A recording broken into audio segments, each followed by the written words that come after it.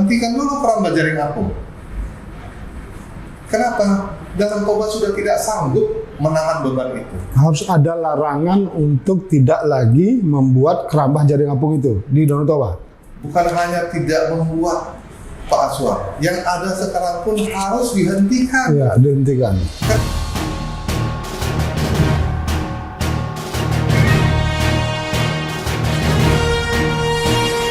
Merdeka! Merdeka! Rakyat Sumatera Utara yang kami cintai kembali bertemu di channel Moncong Putih TV, produksi fraksi PDI Perjuangan DPRD Provinsi Sumatera Utara. Bersama saya, Dr. Aswan Jaya, hadir bersama kita Abangda Sugianto Makmur, anggota DPRD Provinsi Sumatera Utara, terpilih dari Dapil 12, Kota Binjai dan Kabupaten Langkat. Bang Sugianto, ya, merdeka. merdeka. Rakyat Sumatera Utara yang kami cintai, belakangan ini terjadi polemik yang cukup hangat tentang kerambah jaring apung di Danau Toba. Polemik ini terus diperbincangkan dan tidak salah bahwa pada kesempatan kali ini saya ingin bertanya-tanya dan berbincang-bincang. Seperti apa kerambah jaring apung di Danau Toba ini, Bang Sugianto Makmur? Terima kasih Pak Aswan. Saya mau tanya kembali Pak Aswan. Iya. Mungkin kita hampir seumuran lah ya. Iya. Ketika kita kecil, ya, bertamasya dengan keluarga ke Danau Toba itu kita bisa sepanjang hari main di Danau Toba. Iya. Ya.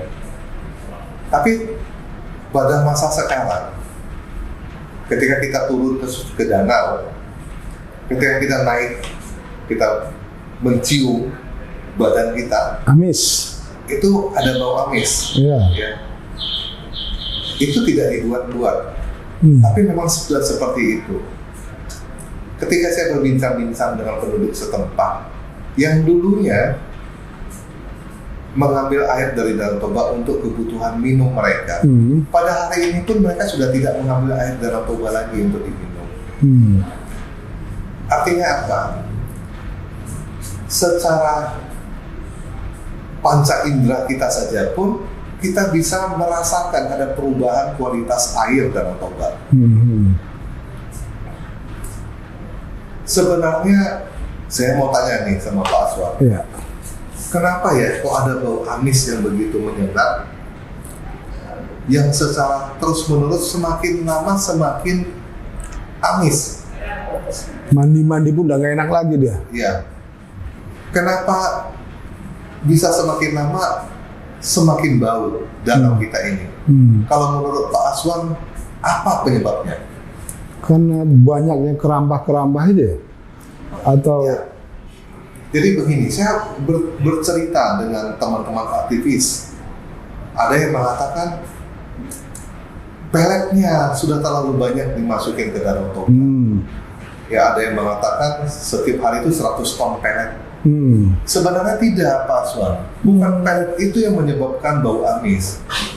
oh ya, jadi Kotoran padat yang dikeluarkan ikan yang terakumulasi selama bertahun-tahun, itu yang menyebabkan bau.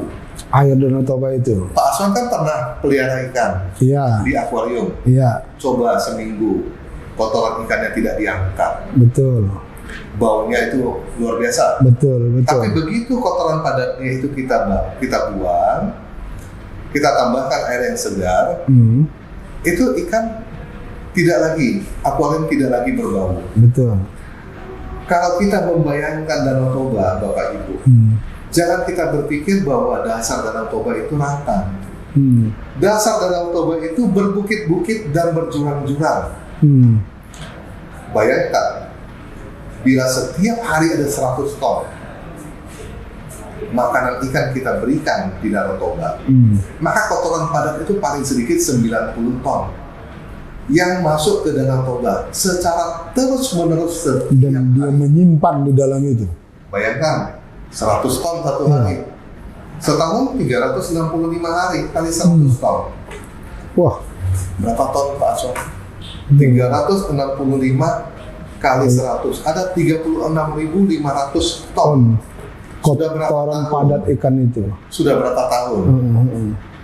Ya, kalau 10 tahun, Bapak kalikan saja sendiri. Sudah ada 360.000 ton kotoran padat terakumulasi di bawah.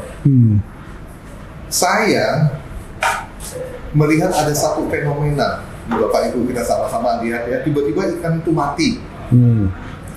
Ketika ada arus balik, arus yang dari membawa kotoran padat itu naik ke atas, ya plankton itu tiba-tiba berkembang biak karena mendapatkan makanan. Karena kotoran padat ini sebenarnya makanan untuk renik-renik ya. Begitu dia bertambah banyak, oksigen di atas itu di permukaan air di mana kebanyakan ikan hidup itu berkurang. Ya, plankton begitu banyaknya, ketika kita mengambil ikan yang mati itu yang terapung itu, di insangnya itu sudah tertutup plankton. Dia tidak mampu bernapas. Itulah menyebabkan ikan-ikan itu banyak mati. Hari ini saya mau tantang pemerintah. Coba ambil sampel di kedalaman itu. Ya, ini mohon maaf ada satu cerita sedih ya. Ketika kapal feri tenggelam, ya, saya yakin sampai hari ini pun, mohon maaf ya keluarga korban yang masih di dasar danau itu masih berbentuk seperti ketika mereka itu tenggelam. Kenapa? Karena kedalaman danau itu membuat matahari tidak bisa mengakses sampai ke sana, sehingga proses pembusukan itu tidak berjalan di bawah, Dr. Aswan. Sehingga tidak ada pengemposan juga kepada kotoran padat ikan. Artinya kotoran padat yang terakumulasi di bawah itu masih kotoran padat yang berbau itu, belum menjadi tanah. Kenapa? Karena memang dia tidak punya kemampuan untuk berubah menjadi tanah atau proses pengkomposan. Bapak bayangkan, ketika kotoran padat ini semakin lama semakin banyak, semakin lama semakin banyak. Ya, jadi ketika kotoran padat ikan ini semakin lama semakin banyak, kualitas air akan semakin buruk. Karena air yang keluar dari Danau Toba itu bukan air dari dasar, air dari permukaan yang masuk ke sungai. Ya, jadi Pak Aswan, saya punya sebuah pandangan.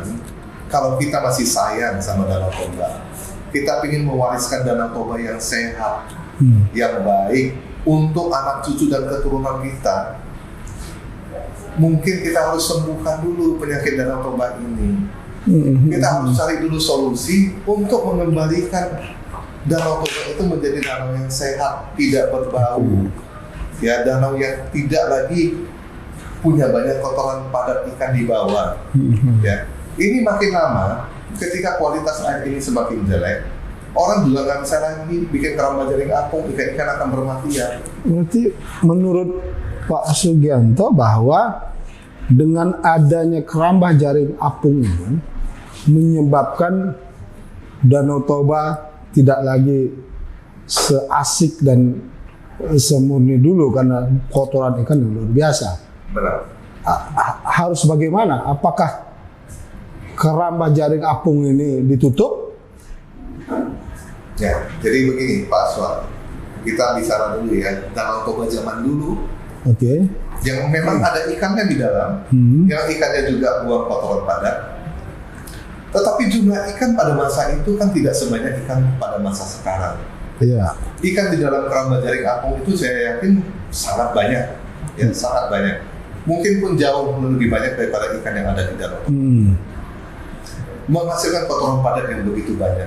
Kemampuan Danau Toba untuk merehabilitasi, untuk memperbaiki dirinya sendiri itu sudah terlewati. Ya, seumpamanya kemampuan Danau Toba segini, ini kemampuan limbah kotorannya itu sudah sangat tebal. Jadi polusinya jauh lebih besar. Nah, kalau sudah seperti itu, saya tanyalah Pak Aswan, kalau kita lagi demam, kita dipaksa lagi bekerja, bisa mengakibatkan kematian. Betul. Ini Danau Toba sedang sakit, sedang demam. Saya minta kepada orang-orang yang punya otoritas, para bupati dan gubernur, menteri, bahkan presiden, selamatkan Danau Toba. Hari ini, kalau Bapak Ibu tidak mengambil tindakan yang tepat, Danau Toba kita ini akan jadi danau sampah. Salah satunya, hentikan dulu keramba jaring apung. Kenapa? Danau Toba sudah tidak sanggup menahan beban itu. Harus ada larangan untuk tidak lagi membuat keramba jaring apung itu di Danau Toba. Bukan hanya tidak membuat, Pak Aswar, yang ada sekarang pun harus dihentikan. Ya, dihentikan. Kenapa? Ini danau sedang sakit. Tidak ada upaya sedikit pun. Bahkan oleh perusahaan-perusahaan yang mengambil keuntungan dari Danau Toba untuk memperbaiki ekosistem yang rusak ini. Itulah brengseknya mereka. Saya sudah menghimbau berkali-kali sebenarnya, tolonglah cari upaya untuk memperbaiki situasi seperti ini. Saya sudah mengatakan kepada teman-teman, orang-orang bahkan dalam RDP, bahwa masalah kita paling besar sebenarnya bukan di mana-mana, tetapi akumulasi kotoran padat. Nah, kotoran padat ini yang perlu diselesaikan, apakah dengan teknologi kah atau dengan upaya-upaya lain. Tetapi kan sedikit pun tidak ada upaya memperbaiki. Yang ada upaya mengambil keuntungan terus. Itu yang saya sangat sesalkan. Baik, Pak Sugianto Makmur, bahwa rakyat Sumatera Utara, sebagaimana dijelaskan oleh Pak Sugianto Makmur tadi, keberadaan keramba jaring apung di Danau Toba telah menyebabkan berton-ton bahkan beribu ton kotoran ikan padat telah mencemari air Danau Toba, sehingga Danau Toba saat ini sedang sakit parah dengan kehadiran keramba-keramba jaring apung tersebut, sehingga rekomendasinya adalah dan bahkan desakannya adalah keramba-keramba jaring apung di Danau Toba ini harus dibersihkan dari seluruh perairan Danau Toba. Demikian Pak Sugianto Makmur ya. Benar. Terima kasih Pak Sugianto Makmur. Mungkin ada statement closing dari Pak Sugianto ini terkait dengan persoalan polemik yang belakangan ini. Danau Toba seperti apa yang mau kita wariskan ke anak cucu? Apakah demi kepentingan sekelumit orang yang beralasan ekonomi dan sebagainya, kita korbankan Danau Toba kita menjadi danau yang bau, yang tidak sehat, yang bukan lagi Danau Toba yang pernah kita kenal sebelumnya. Baik, Danau Toba adalah warisan nenek moyang kita kepada generasi kita dari saat ini ke anak, ke cucu dan seterusnya. Oleh karena itu maka bersama-sama kita selamatkan Danau Toba untuk kepentingan seluruh generasi anak bangsa, bukan hanya untuk kepentingan segelintir orang yang hanya meraih keuntungan yang tidak seberapa. Yang tidak seberapa itu. Demikian bincang-bincang kami tentang keramba jaring apung Danau Toba bersama Pak Sugianto Makmur. Terima kasih Pak Sugianto Makmur. Terima kasih Pak Aswar. Merdeka.